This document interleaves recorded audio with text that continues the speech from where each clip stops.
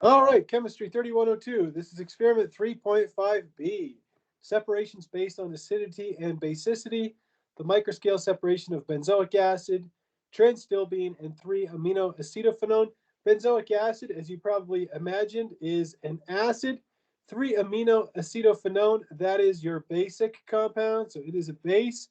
And then for a neutral compound, we're going to be using transtylbene instead of naphthalene. So again, in your textbook, the neutral compound is naphthalene. This is your neutral compound in the book, but we're not using that.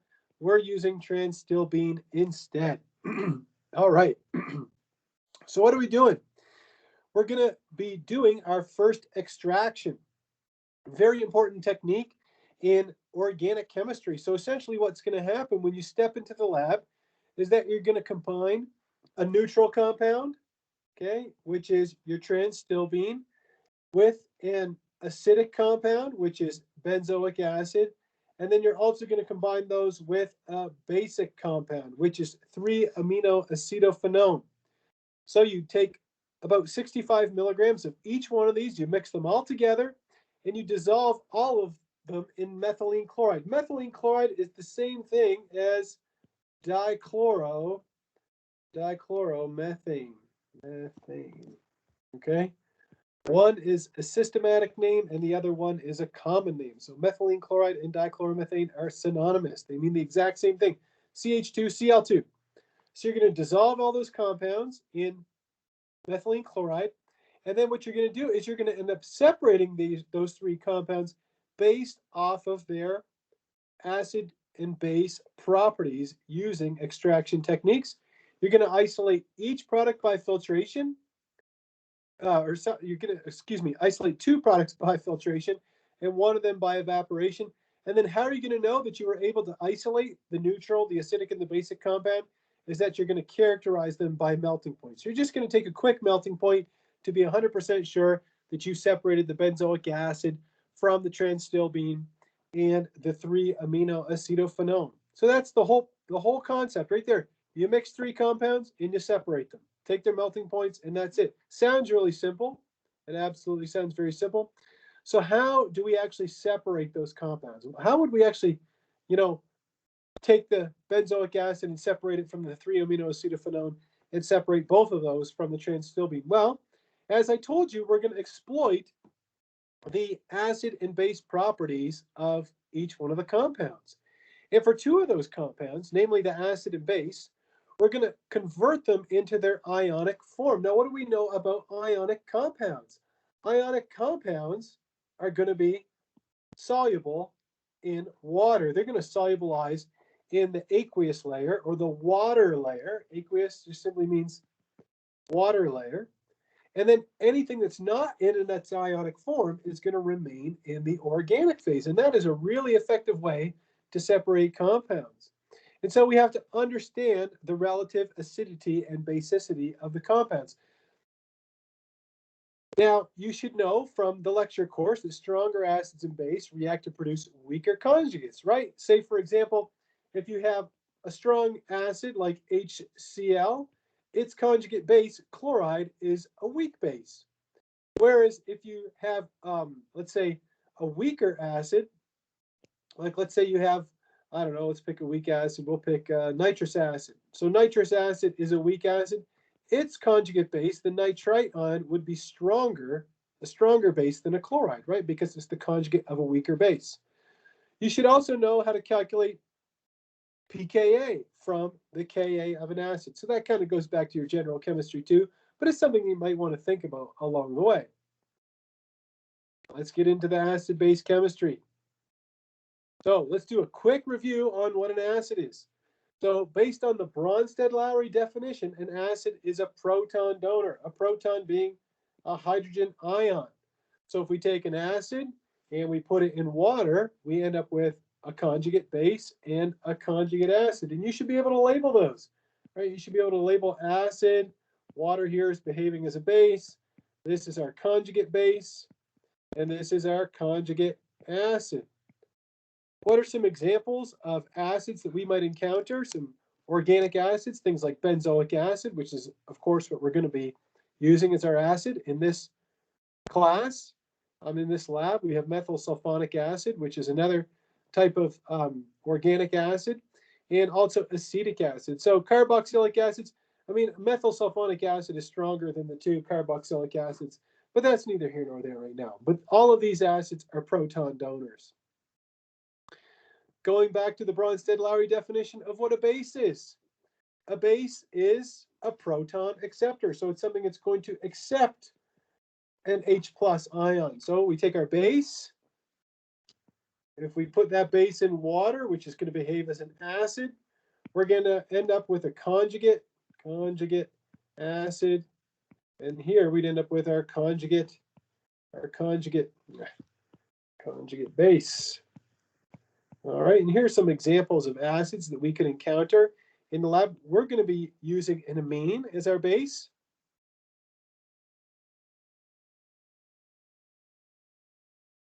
Pyridine is also a base. If you're in the lecture course, we talked about why pyridine is a base. We talked about the hybridization of the lone pair in pyridine, so I'm not going to go over that right now. But a pyridine is a base, an amine is a base, and also an aniline derivative. That would also be a base. So you see that this molecule right here has this portion in it that I have in the blue circle. If I redraw that molecule out here, this is called aniline. I'll write the name here. This is aniline, and aniline is a base as well. Okay, so anytime we have an amine, whether it's an aliphatic amine like this, or if it's an aromatic amine that we call an aniline, those are going to be basic.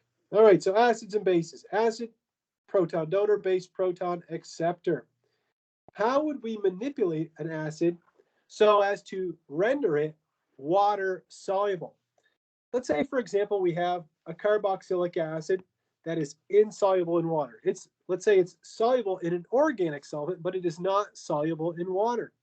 How would we render that carboxylic acid ionic so that it will dissolve in water? Well, what if we were to treat it with sodium bicarbonate? Okay, sodium bicarbonate is a base. It's not a strong base, but it's strong enough to take off the acidic proton of the carboxylic acid to make a carboxylate salt. This is called a carboxylate salt. But the main idea that you need to know is that this is a salt. It's not sodium chloride, table salt, but it is a salt. What's a salt? A salt is made from a metal and a nonmetal. Sodium is a metal. Sodium is the cation. And the anion, which is this polyatomic ion here, okay, it's not just chloride or something like that, but it's made of carbon, oxygen, but you see that the negative charge is on it, okay? And so it is made from nonmetals, and so that renders this, or that makes this, a salt. That means that that salt is going to be soluble in water. Now, of course, since you're using sodium bicarbonate, when the bicarbonate ion, right, this is sodium plus and bicarbonate, when the bicarbonate ion, when that polyatomic ion accepts H+, you get carbonic acid, which is unstable and decomposes to give you water and carbon dioxide. So if you were to mix a carboxylic acid with sodium bicarbonate, you should see bubbles of carbon dioxide gas forming. That's what this upward arrow means. It means it's bubbling. It's going up into the atmosphere. Okay, well, that's great. I made a carboxylate salt. I made a salt that's soluble in water. But now my acid is stuck in water, or what was my acid is stuck in water. How do I get it back? Well, in order to get it back, what you would do is you would treat it with an acid, a stronger acid, like HCl. Right? Which side is the equilibrium going to lie to? HCl has a pKa of around -7, and let's just say our carboxylic acid, generally speaking, will have a pKa of around 5. Okay? And so remember, the equilibrium is always going to lie to the side of the weaker acid. And that is why we can take that salt, which is soluble in water, treat it with HCl, reform our carboxylic acid. But that's not the only good news. The even better news is that now that we've reformed the acid, it's going to be insoluble in water. So it was by itself in water, but now we've converted it back into the acid, and it's insoluble. And so now that it's insoluble, it's going to precipitate out, and we can just simply filter it off. Now, how would we manipulate a base? we would use the same type of strategy. We start with our amine, right? I said our amine is going to be our base. What if you treated that with hydrochloric acid?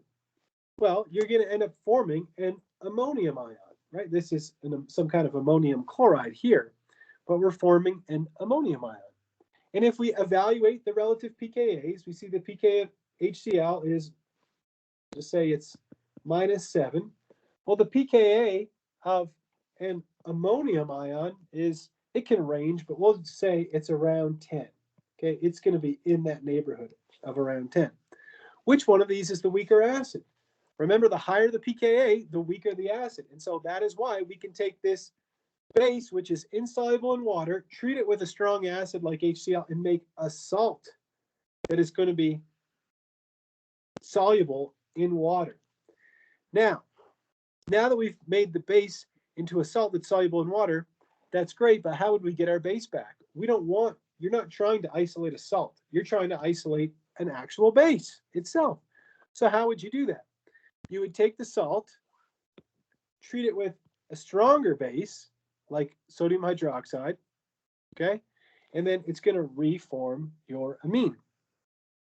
Again, if we evaluate the pKa's, the pKa of the ammonium is around 10, and the pKa of an amine, you probably remember from the lecture course, is around 38. So that means that this is 10 to the power of 28 orders of magnitude less acidic than the ammonium, and so the equilibrium is going to lie to this side, but that's not the only good news. The other good news is that now we've generated something that's insoluble in water. It's going to precipitate out, and we can filter it off. If you didn't follow me 100% up to this point, we're going to go over it in even more detail and talk about it from the point of view of what you're going to see when you're in the lab. Okay, so we're going to actually talk about the act of extraction itself. Now, many extractions, if you're the kind of person who likes to Google everything, many extractions that are performed by organic chemists are done in what's called a separatory funnel. So I'll do my best to draw a separatory funnel. It looks like something like this. You might see them on some kind of crime show or something used inappropriately. But anyhow, a separatory funnel is something, it's a piece of glassware that looks like this. We have some in the lab at UCCS. You might have seen them. We are not going to use a separatory funnel, and the reason why we are not going to use a separatory funnel is because separatory funnels are used for large volumes of liquids, and we're not going to use large volumes. We're going to use small volumes, and so we're going to do our extractions in a conical vial. So I'll do my best to draw. A conical vial looks something like this. This is found in your lab kit. You actually have two conical vials. You have a 5 milliliter conical vial and a 3 milliliter conical vial, but you're going to be doing your extractions in the 5 milliliter conical vial. It will be abundantly clear which one is the 5 milliliter because it's the bigger one, okay? It's got a blue cap that you put on it, and that's what we're going to use for our extraction, is a conical vial. All right, so let's talk about how organic solvents separate from water and how we can separate an acidic, basic, and neutral compound from one another. So we've talked about some of these concepts already, right? How can you change the solubility of a compound? Well, if it's a base, you can convert it into its conjugate acid. If it's an acid, you can convert it into its conjugate base.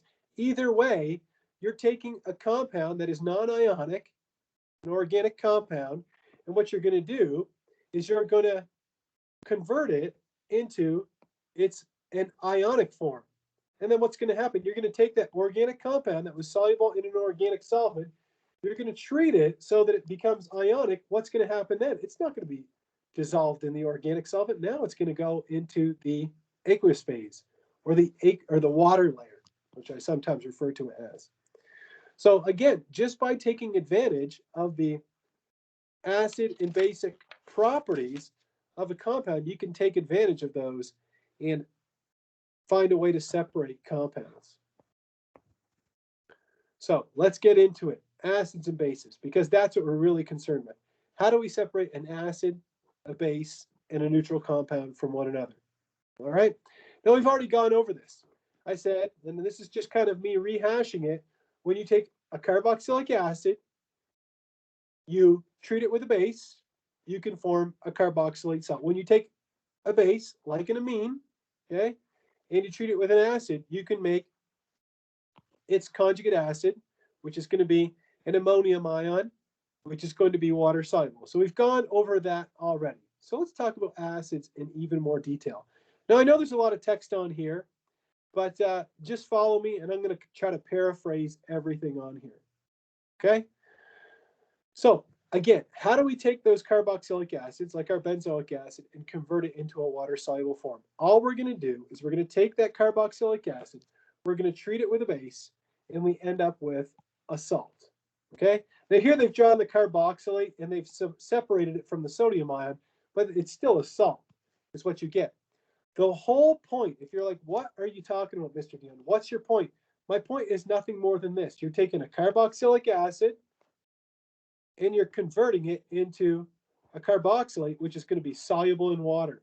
So again, you start with something that's not soluble in water, and you convert it into something that is soluble in water. Do you always have to use a strong base like sodium hydroxide? Not necessarily, because a carboxylic acid is a strong enough acid that it can react with sodium bicarbonate, which isn't a strong base. And so what we're actually going to do in the lab, what you're going to do with your carboxylic acid, benzoic acid, is you're not going to treat it with sodium hydroxide. You're actually going to treat it with sodium bicarbonate, which is a weaker base. But again, it still forms a salt, which is soluble in water. We reverse this concept for a base. Now, let's try a sample problem, okay? Just based off of what I've covered with you thus far. Let's say you had only 2 compounds. Now, I know that in the lab you're going to separate 3 compounds, but let's say you only had these 2.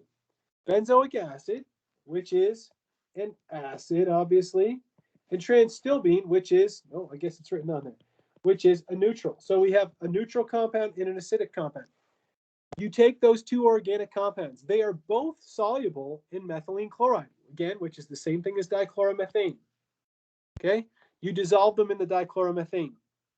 Then what you do is you add a solution that is 5% sodium bicarbonate.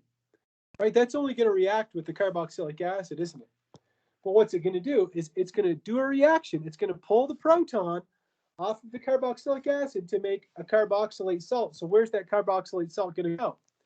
Well, keep in mind, at the beginning, all you had was dichloromethane, DCM.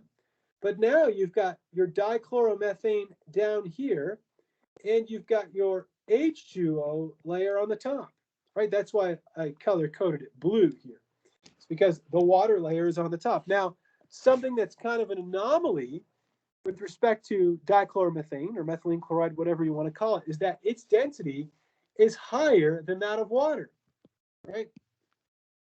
Higher density than H2O. H2O has a density of what? 1.00 grams per milliliter, approximately. Dichloromethane has a density of 1 1/3, right? 1.325 grams per milliliter. So what that means is whenever you have a mixture in your conical vial that has dichloromethane and water, okay, or the sodium bicarbonate, which again is dissolved in water, the organic phase is going to be at the bottom, right? Dichloromethane, DCM. Shoot. Okay, dichloromethane is organic. Okay, water is inorganic. Yeah, it's an inorganic solvent. Water is not organic. You're like, well, I'm organic and I'm made out of mostly water. Well, too bad, because water is not an organic solvent. Okay?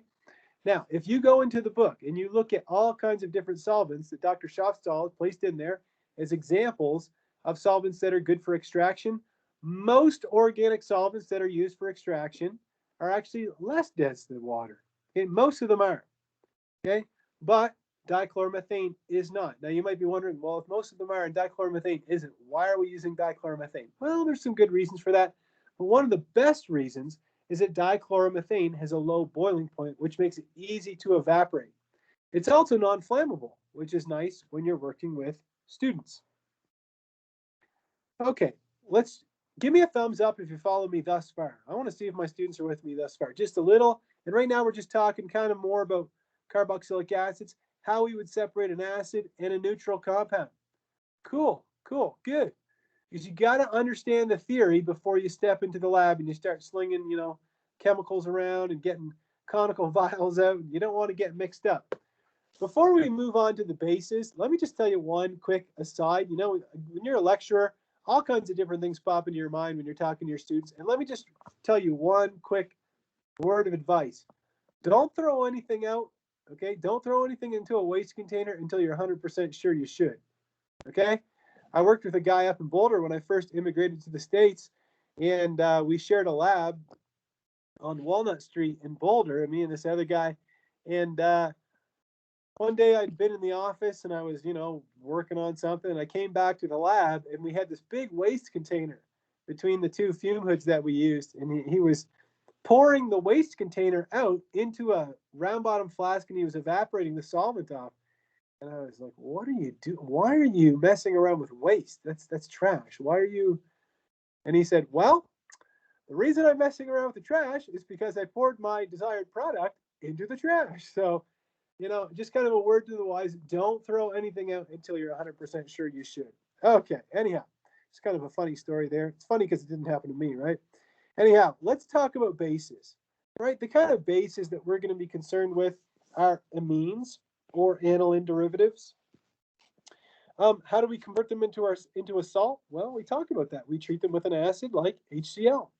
Okay, salts are ionic, so you start with an amine that is not ionic. It's soluble in organic solvents like dichloromethane, but it's not soluble in water. You treat it with HCl, and all of a sudden you make a beautiful ammonium or anilinium ion, which is a salt, and it's going to be soluble in water. All right, that's great because we can take advantage of that.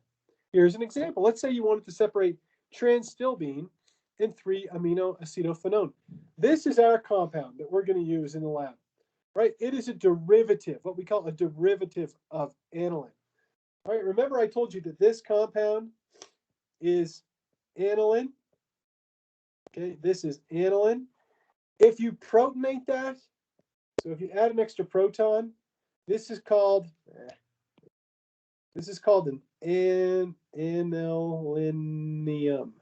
This would be an anilinium. So that's why it says back here either an ammonium or anilinium ion.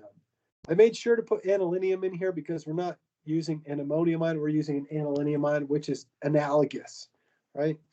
Okay, so what are we going to do? We're going to take both of these beautiful organic compounds. We're going to put them in dichloromethane.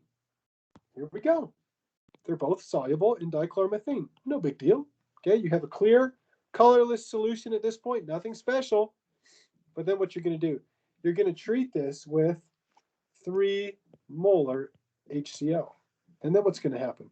The HCl is going to react with the basic portion of your 3-aminoacetophenone, and it's going to make this anilinium, this salt, which is going to go up into the aqueous layer, right? This is your water layer, or what I should call the aqueous layer. And your organic layer is down here on the bottom with your transstilbene. So walla bing bang, you've just separated the neutral from the basic compound. Now, these two examples that we just did, this one here on slide, what is this, slide 13? And this one here on slide 15. These are beautiful examples. If you understand these, if you understand what the heck is going on in here, it won't be that much of a stretch when we try to separate all 3 of these compounds, right? Because that's our ultimate goal, is we want to separate all 3. Now, here's how we would separate an acid, a base, and a neutral compound. Now, you see that I never changed my slide from a few years ago when we used naphthalene. But naphthalene is a neutral compound. So we have an acid, just repeating myself, but I want to make sure you follow me, an acid, a base, and a neutral. Okay. If you took all of this and dissolved it in dichloromethane, what would you have? Just a solution. It's just a clear, colorless solution. Pretty boring. At least not very exciting. You've got it in your conical vial. You've dissolved everything in your beautiful little 5 ml conical vial. You only have 2 mils of solvent. It's not much. It's probably, that high. You got your blue cap here. Okay, and you've got all 3 compounds in the organic phase on the bottom, D, DCM. Okay, that's dichloromethane with all three compounds. Then you add HCl, hydrochloric acid. What's going to happen then is you're going to have another phase, right? When you shake it, they're going to mix.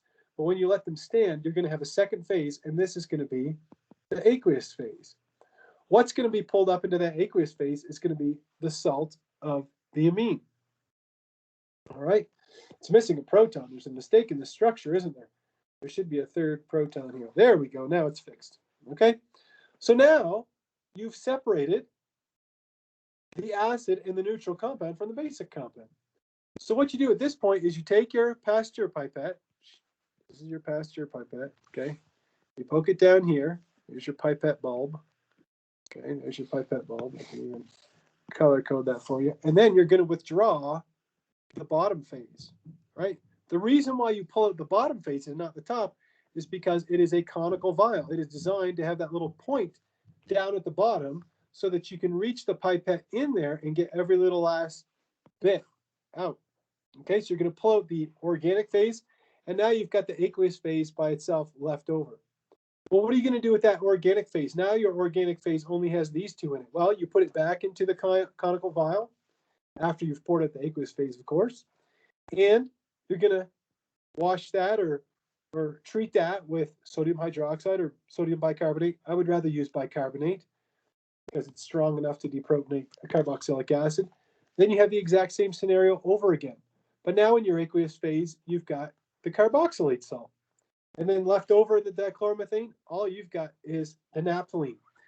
Up until now, all we've really covered is how do we separate these to form two salts in a neutral compound. But you can probably guess, since it's only 12:44 in the afternoon, we're not done, okay? We got to keep going. So let me show you how to isolate the compounds, how to convert them from salts back into their neutral form.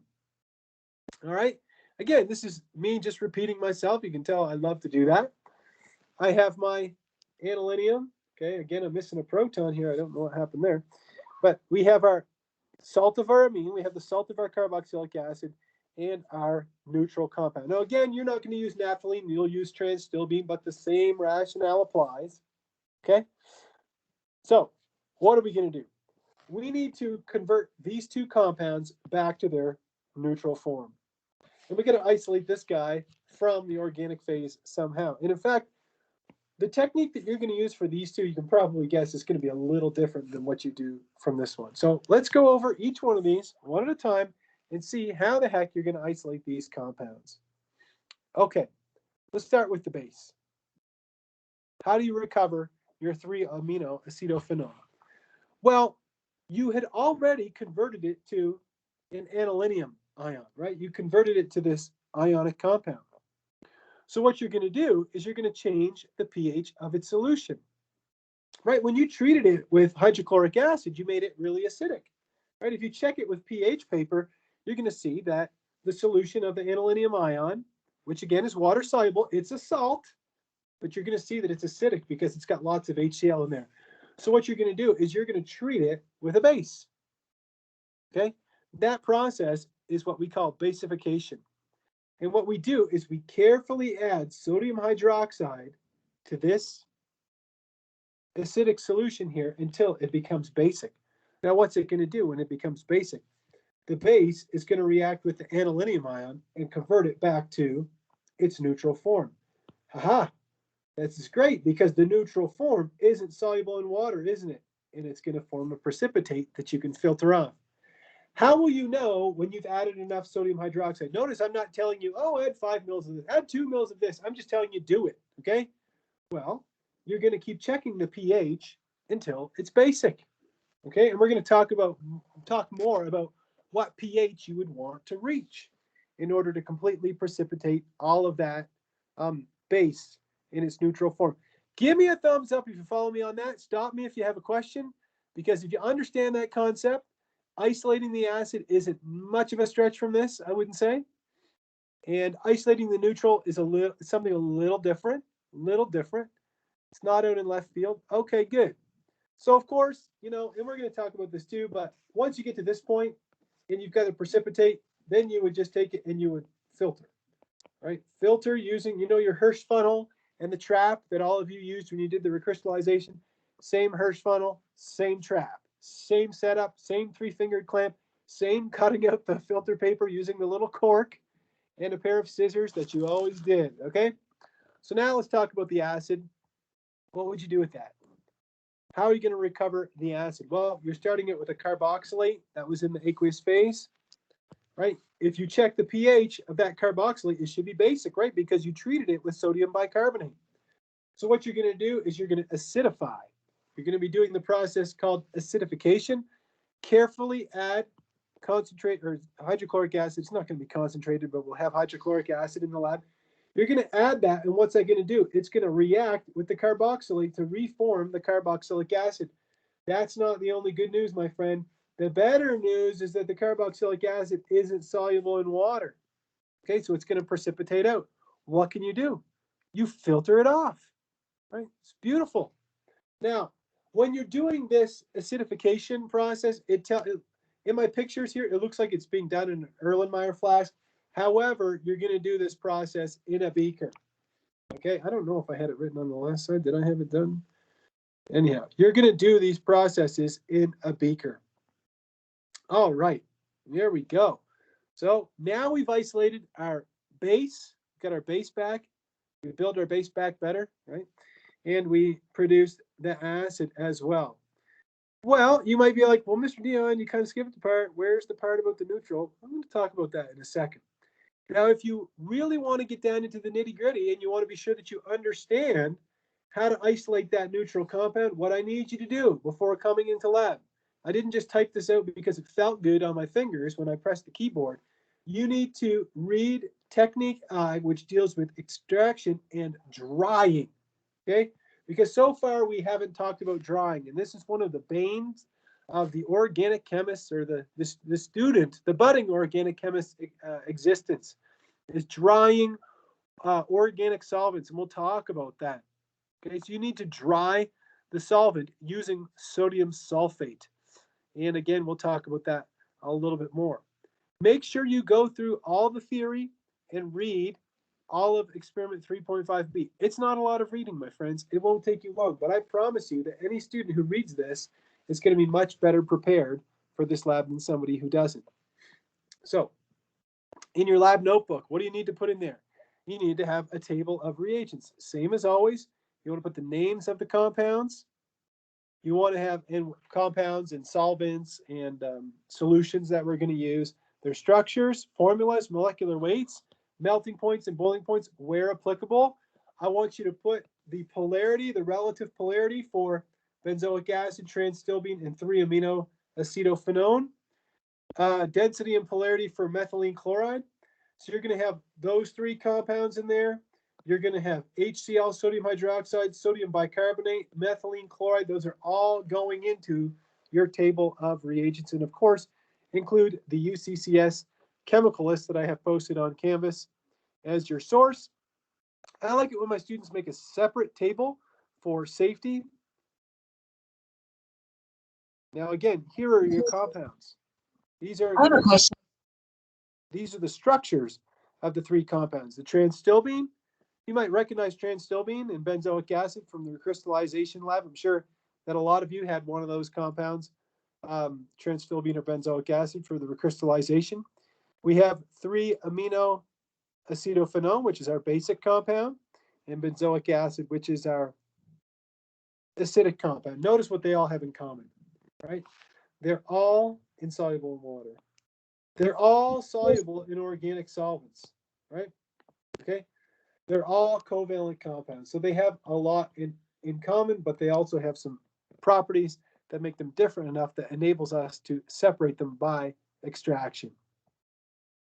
So in the lab notebook or the textbook, what it says is that you get your procedure from, or sorry, that you mix, that you, it says you take 200 milligrams of a mixture of all 3 compounds. What you're going to do is you're going to mass out about 65 milligrams of each one of them. So 65 milligrams plus or minus 10 milligrams. And the reason why is because we want you to calculate the percent recovery of each compound, okay? Not the percent yield, because you're not making anything, but the percent recovery. How much are you getting back? We'll demonstrate for you how to weigh things out on a weighing paper correctly, but this is one of those cases where you can weigh the compound out onto a weighing paper and then put it into your conical vial. Okay, after you've weighed out all the compounds, put them in the conical vial, dissolve them in 2 milliliters of methylene chloride or dichloromethane, same thing, shake them, and then it says to vent. What does it mean by vent? Well, when you mix an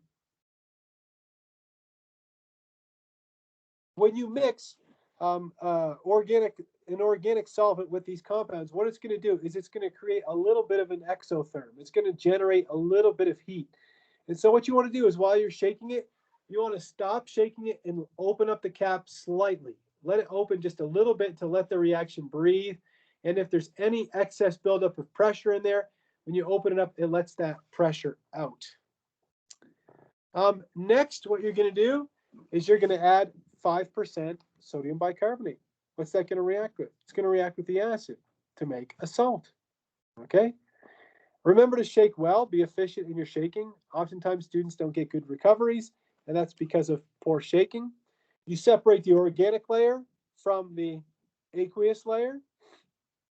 What do you do with the aqueous layer? Well, the aqueous layer has the salt in it, the salt of your carboxylic acid. So you're going to treat that with 3 molar hydrochloric acid. Slowly, it's going to precipitate out. You're going to see a precipitate form. You're going to want to have a pH, I'd say less than 3, roughly, and then you're going to isolate that benzoic acid by vacuum filtration using your same old Hirsch funnel, right, that you always use. You have your Erlenmeyer flask with your vacuum adapter, you have your trap and all that stuff set up. So that's how you isolate the benzoic acid. Then what you're going to do is you're going to take that organic layer that you had left over, put it back into the conical vial, add 2 milliliters of hydrochloric acid, 3 molar. You're going to shake it, and what's it going to do? Now, all you've got in your organic layer is 2 things, right? You've got the neutral and the basic compound. So now, in the aqueous layer, you're going to have the aniline, right? You're going to have the salt of the basic compound.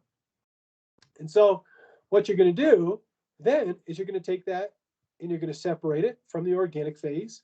Then you're going to basify it using sodium hydroxide. You want to have a pH of about 11 to 12. All right.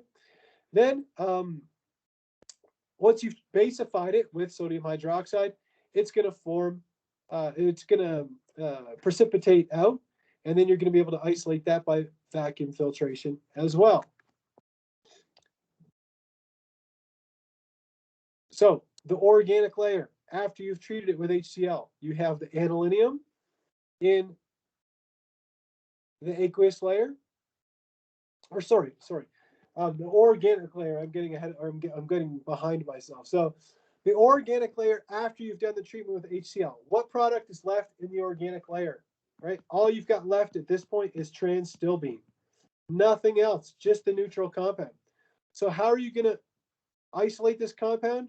What you're going to do is you're going to dry the organic phase, dry organic with sodium sulfate, Na2SO4. Then that's what you're drying, or sorry, I have these kind of in a reverse order. You're going to dry the organic phase with sodium sulfate.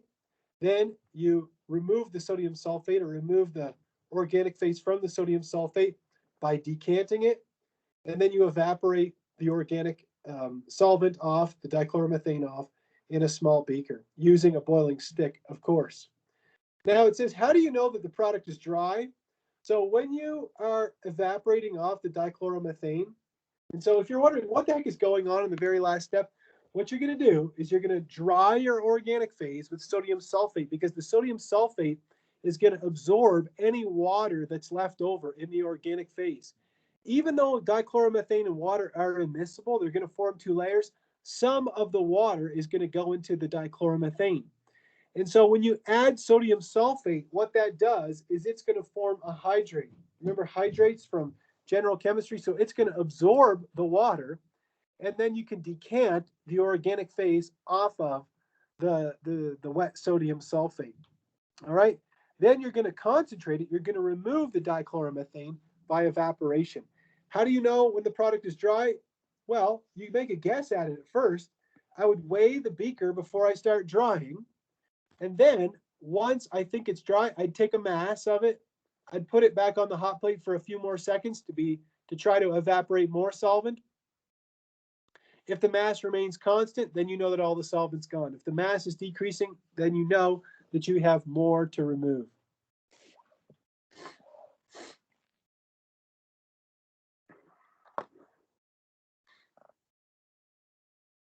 So somebody's asking me, do you want to rate the compounds in terms of their polarity based on dielectric constant? No. Dielectric constants are generally used mostly for solvents. We don't really think about dielectric constants for organic compounds that we would be dealing with in the lab in a synthesis, things like transstilbene, benzoic acid. So you just want to rate them in terms of, are they polar, nonpolar, moderately polar, okay? Again, dielectric constants are normally used for solvents. Okay, so this flow chart is going to have to be copied into your lab notebook before coming into the lab. So this is part of your pre-lab preparation. Again, you've got to study this and be sure that you know what's going on in this before you step into the lab. So let's take a look. We're starting out with our neutral compound, right? Our transstilbene, our benzoic acid. So this is our acidic compound. And then we have our 3-amino acetophenone, which is our basic compound.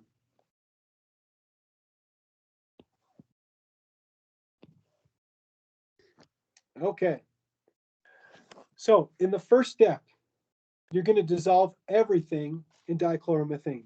No big deal, right? Everything's going to be in the organic layer. It's all going to be dissolved in your 2 mils of dichloromethane. Okay.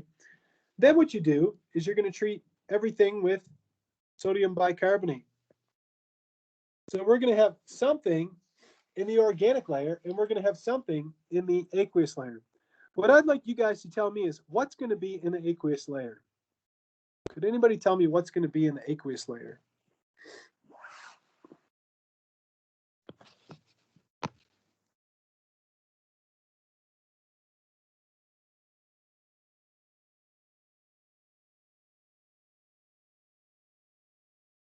If I take this mixture of all 3 of these, yes, there we go, the acid, right? Because the base, sodium bicarbonate, is a base, right? So what happens when we react an acid and a base? We end up with a salt.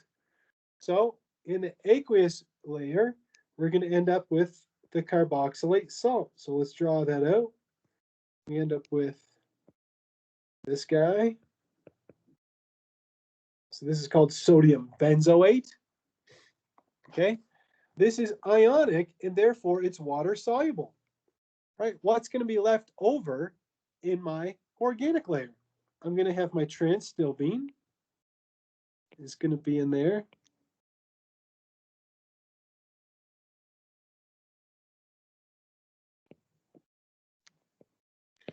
Okay, I'm going to have my transstilbene, and I'm also going to have my 3-amino acetophenone.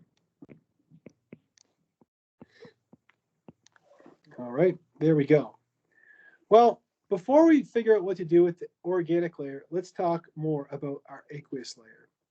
So what are we going to do with this benzoic acid salt, this sodium benzoate, in order to form the benzoic acid? Because I want to end up with benzoic acid.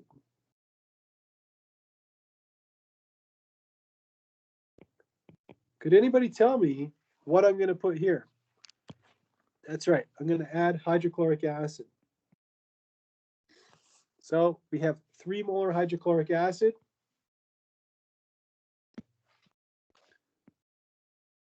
And you want to get a pH that's less than 3. So you check that using pH paper. How do you use pH paper? Do you dip the pH paper into the solution? Yes or no?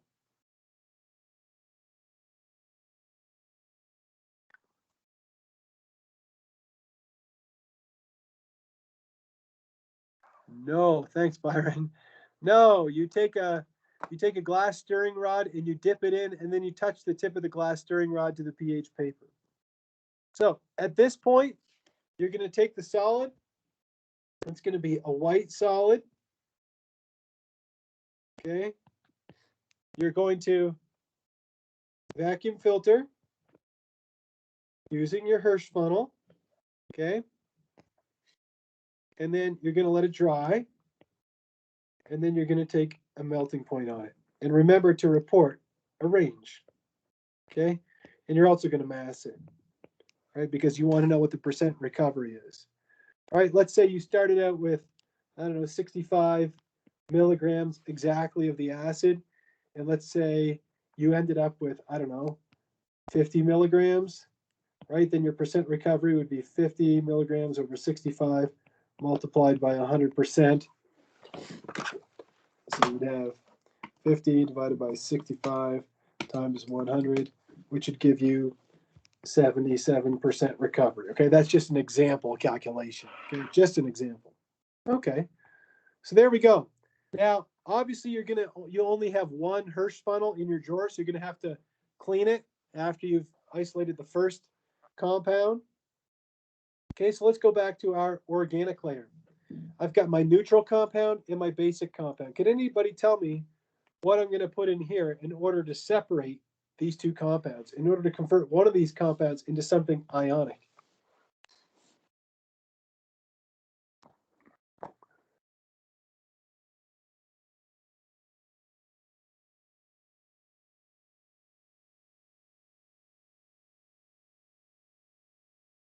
No, it's not going to be a base because this is a base. A base and a base don't give you anything, right? When we took our acid, we treated it with a base. So now we're starting with a base. Okay, so what are we going to treat it with?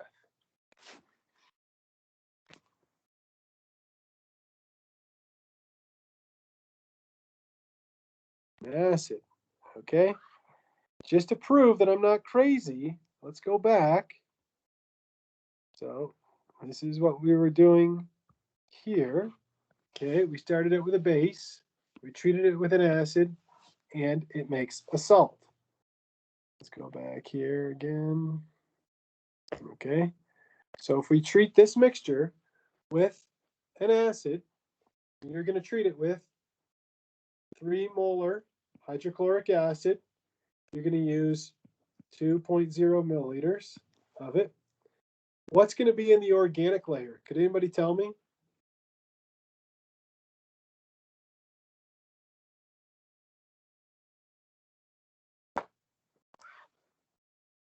Who's going to be in the organic layer? The neutral or the base?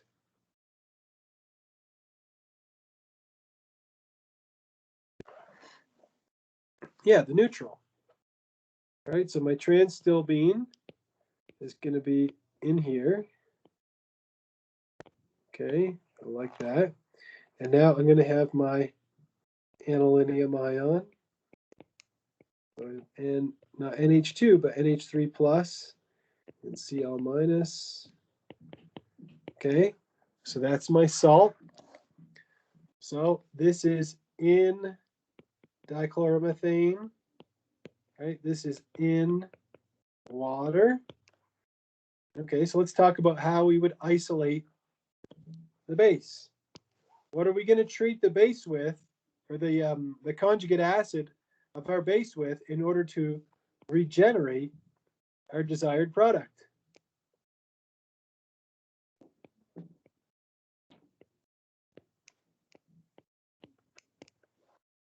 Yeah, exactly. We're going to treat it with 3 molar sodium hydroxide. And we want to have a pH that's greater than 11 to 12, roughly. Okay, it's got to be pretty basic. Now, what are you going to see? I'll tell you what you're going to see. You're going to end up making a yellow solid. Okay, so it's not white. This one is a yellow solid. You're going to vacuum filter. Vacuum filter. Okay. You're going to dry it for a few minutes. Then you're going to take the melting point. Okay. Then you're also going to take the mass. and calculate the percent recovery, of course. Okay. Next, we have our transstilbene in dichloromethane. So what you're going to do is you're going to dry with sodium sulfate, Na2SO4. Okay. Then you're going to decant organic phase from the sodium sulfate, which is a white solid. Okay. I asked my students in the lab the other day, I can't remember which section it was. All I know it was section 0.0. I can't remember if it was group A or group B, but we were talking about expensive wines and homebrewed beer and what decanting means. So what decanting means is simply in your Erlenmeyer flask, okay, you're going to have your organic phase in here, and you're going to have your sodium sulfate in the bottom, okay? That's got the water absorbed onto it. So what happens is that you're going to pour the organic phase out.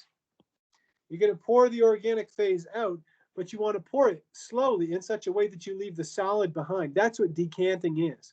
So when you pour the liquid out, but leave a solid behind.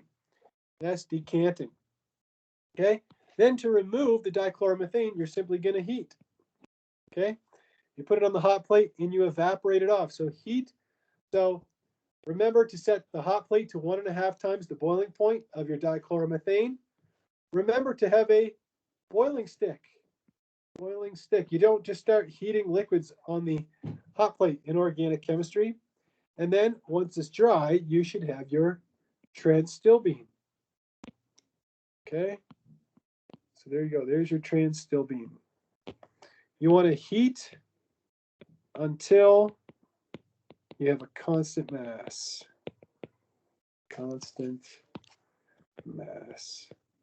Okay. And then you're going to take the melting point and you're going to get the percent recovery. And that's it. That's how you separate all three of those compounds. So you need to have this flowchart copied into your lab notebook. Okay. And if there's time, I'm going to go over some of the finer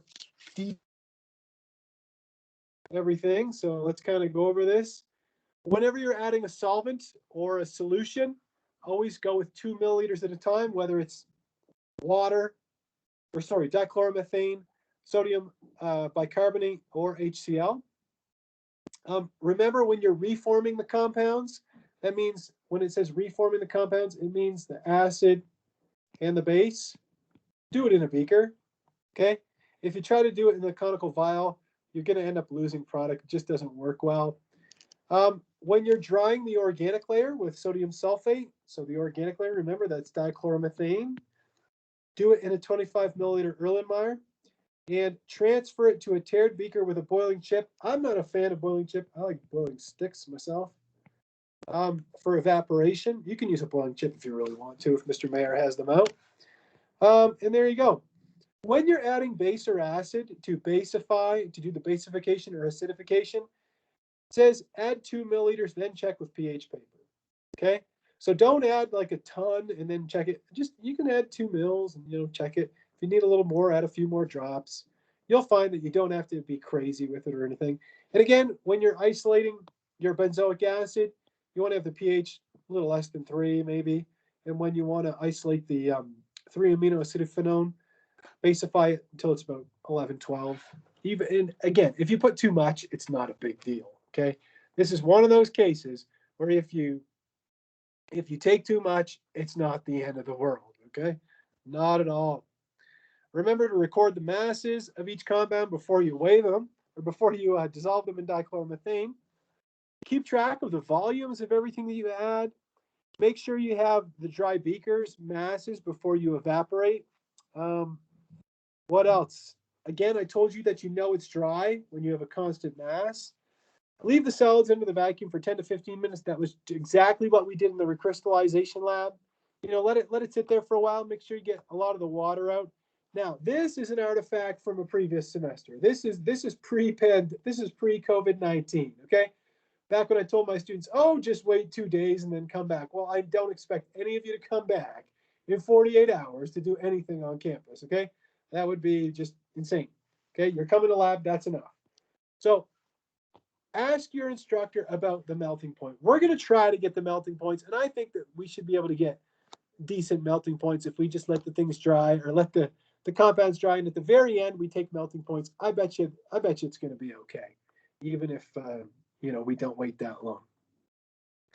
Just some tips. A lot of students have done this lab. The concept is not difficult, but the actual manipulation of the materials in the lab can sometimes be challenging for students, okay? So again, none of these tips were put here to intimidate you or scare you. These weren't written just by me. It was me and Mr. Geiger that put this together. Also some input from people like Ms. Herring and Mr. Mayer, experts who have done these labs, Avogadro's number of times. So look, you've got to be ready when you come to the lab. You hear me say that all the time, but look, if there was ever a time when I really meant it, this time I really mean it, because I said that before the recrystallization lab, knowing full well that my students would probably all be able to finish early, and everybody in my section finished early. This is a lab where very few students finish early. I'm not saying you can't finish on time, but finishing early would be a stretch, okay? If you're not prepared, this can be a very frustrating lab. We went over the base. We're going to use sodium bicarbonate to make the salt from our carboxylic acid. We're not going to use sodium hydroxide for that. But then when we want to basify, we do use sodium hydroxide. So when we take our anilinium and convert it back to the aniline, then we use sodium hydroxide. 2 mils of all solvents and solutions. Keep in mind that when you're making anything acidic or basic, that you'd have to at least add 2 mils of the acid or base, right? Because the concentrations of the acid and the bases are the same. If you don't monitor the pH using pH paper, you might think, oh, I've got some white solid, that's enough. But you want to monitor that pH to maximize your percent recovery. You want to get as much product as you can. And again, it's not a product, but yeah, I guess it is in a way. It's better to add too much than not enough when it comes to adding acid or base during the acidification or basification process. If you don't put your aqueous layers in a beaker when it's time for you to acidify or basify, you're going to end up in trouble, okay? And then it says here to ice your beakers before filtering. That's the exact same thing that you did when you did the recrystallization lab. Remember, you all grew beautiful crystals. Then once you saw the crystals, after 5-10 minutes, you put it in an ice bath just to force more crystals out. Well, the same thing is going to happen here, right? When we decrease the temperature of the solution, that's going to force more of your compound to come out of the solution. Another thing, the conical vials are really tippy. Okay, they're super duper tippy. If you just take a 5 ml conical vial and sit it in the fume hood, I'll tell you what, I'll be the first guy to admit it. I would be the first person to knock it over with my sleeve, okay? So when you're dealing with a 5 ml conical vial, always put it in a beaker. Always have it in something to support it. If you just put it on the bench, I'm not saying it's going to happen, but there's a good chance you're going to knock it over, okay? I've seen it happen. I've done it many, many times. The first lab I worked in, we had a HPLC, which probably doesn't mean a whole lot to you, but it's an instrument that we use to purify compounds using high pressure and polarity. Anyhow, and we had these little tiny vials, compared to this one, it was even smaller. It was like, this big. And I remember I knocked one over one time and just started yelling, and another guy came into the lab and said, "What happened?" I said, "I knocked this stupid thing over." And he said, "Oh, well, we have these racks, that are designed to keep these things supported." So there's always a way, right? There's always a way to support everything. Anyhow, there we go. Brought back bad memories. Store your products in test tubes and in beakers. We're going to show you how to do that in the lab. We have kind of a way that we've developed to save everything, because if you think about it, you're generating 3 different compounds. You're like, how am I going to put all these in vials? Well, we'll show you how to save them in test tubes. So ask Ms. Herring, Mr. Mayer, or I, and we'll give you a kind of a quick run through on how we're going to do that before we start the lab. Label the beaker with your name and section. Make sure you get the weight of everything. Label each test tube. Again, this is an artifact from pre-COVID. We're not going to be waiting 48 hours for anything. Okay, we just don't have the time. We don't have that luxury in the COVID-19 world. What else? complete the data sheet, hand it in with the post-lab. Remember, the pre-lab, your procedures, your observations, that goes first in the report. Then take the data sheet and put that last. You know, I have students that are still emailing me saying, what about a conclusion? You know, the data sheet, when you fill that out, that counts as your summary and conclusion. We always ask you some good questions on there, okay? Make sure everything's tidied up and you're ready to go home. Let's take a look at the data sheet quickly. This data sheet is got a little more than some of the other data sheets that we've done in this class. Doesn't mean it's difficult or anything, just has a little extra, and I'll show you what I mean by that. So I've noticed some students bringing the data sheets into the lab. I'm not a big fan of that. The reason why is because I've seen students writing things down in the data sheet and then not writing it down in your lab notebook. Everything should be written down in your lab notebook before it ever gets put in a data sheet, okay? You don't complete your lab report while you're doing the lab, you know? Everything goes into the observations. Then you take that data and you use it to fill out the data sheet. So you're gonna start by putting the initial mass, what you weighed out, what you recovered. In the end, you calculate the percent recovery. I showed you how to do that.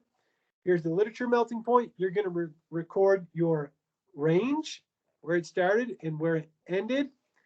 You calculate the melting point percent error. I showed you how to do that during the melting point lab. Then here's something that's a little bit different. We have 3 IR spectra that are attached to this lab.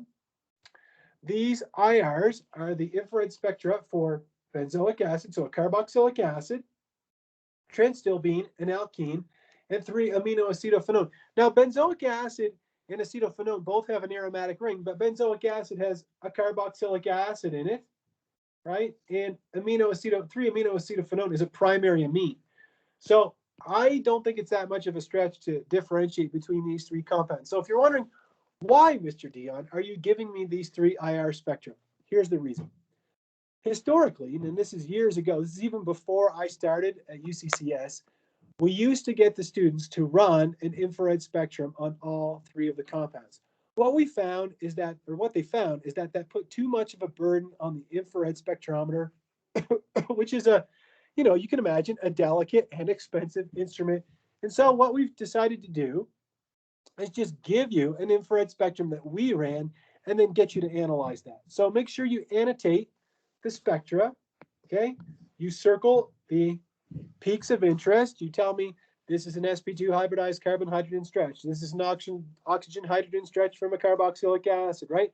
This is primary amine stretching, nitrogen-hydrogen stretching. This is a carbon-nitrogen band, you know, things like that. So I want you to include those on the 3 spectra, which you can see them here, here, and here. So there they are. So make sure you do that. Let's go back. Here we just gave you a little tiny problem. Okay, this is kind of just a little bit of problem solving. It's asking you to fill out a flow chart without my help. Okay, so I went through the one that you're going to do in the lab. But here we have a base. I don't know why I'm writing acid. Here we have a base.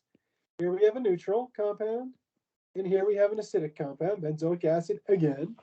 And it's just asking you, you know, fill out the flow chart here. What would happen if you treated all these with HCl? What would be in the aqueous phase? What would be in the organic phase? Okay. Then you're going to take what's in the aqueous phase. You're going to basify it. You know, how do you isolate the product? You're going to fill out all of these. Okay. And that's why doing this lab is so great, because, you know, you work at it and you're really going to gain a better understanding of acid-base chemistry.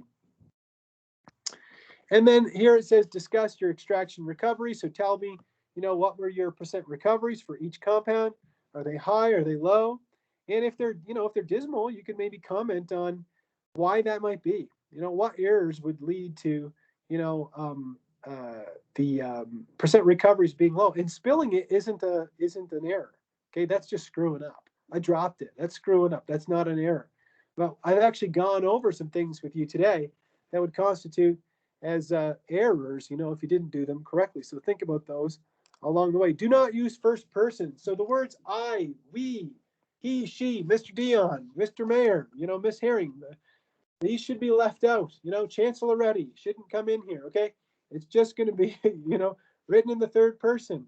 The transtilbene had a percent recovery of this. It was, you know, we never need to use personal pronouns in a data sheet. And that's it, my friends. That is it. The most challenging part of this lab is going to be manipulating the compounds. Are there any questions? I still have more to say quickly, but I just want to ask you if there's any questions before we move on. Does anybody think they have a good understanding of what the heck is going on after taking a look at the acid-base chemistry, or feel better about it? What's a normal percent recovery? Skylar, that depends. If you don't do it correctly, normally it would be crappy. If you did it properly, it should be good. Okay? I can't tell you the answer to that. All right. Anyhow, just a quick comment, a couple of quick comments. First, I want to talk about the conical vial with you. So if we have a conical vial, and again, this is the 5 ml conical vial, right? It's got the one that's got the blue cap, right? And then it looks something like this. Mr. Dion is not a good artist. And then it's conical like that. Okay, so this is your 5 ml conical vial. I'm going to copy and paste it. So copy and paste.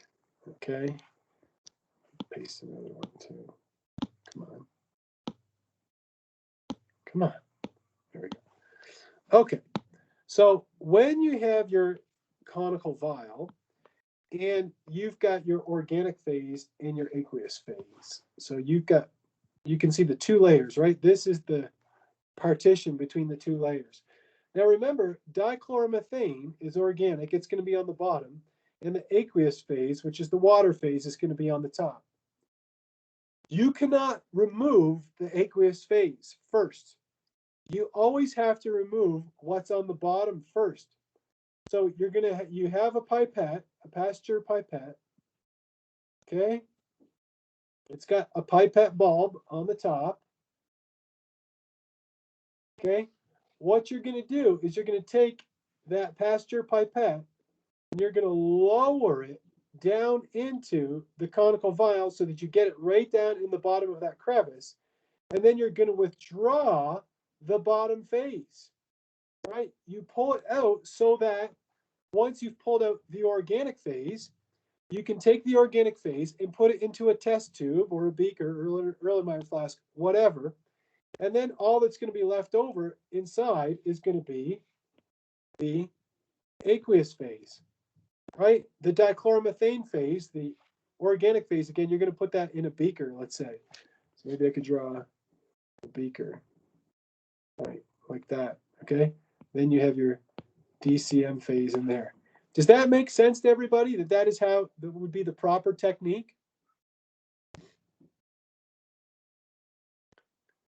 No?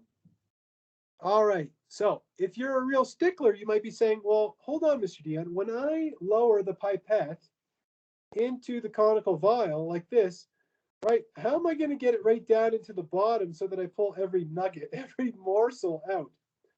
Well, you probably won't get it all, right? You're going to do your best to get all of it out. But in your dichloromethane phase, if you pull out too much and you end up with a little bit of aqueous in there, not a big deal, is it? Right? Because if there's any aqueous left over in there, you're going to dry it when you put the sodium sulfate in there. Okay? That's going to remove the aqueous part, right? Because you're going to dry it. Okay? That's just a little bit of technique on how to handle a pipette. Now, of course, when you're doing the drying of the dichloromethane phase, the organic phase, you don't dry it in a beaker. You're going to dry it in your 25 milliliter Erlenmeyer flask, right? You've got your dichloromethane in here, and then you're going to add the sodium sulfate to it, okay? And you stir it around. And what I'm going to do is I'm going to ask Miss Herring and Mr. Mayer, and I'm going to go over the whole concept of drying in the lab with you a little bit, you know, just to be 100% sure that my students are on the right page when it comes to drying. And that really covers everything to do with the lab.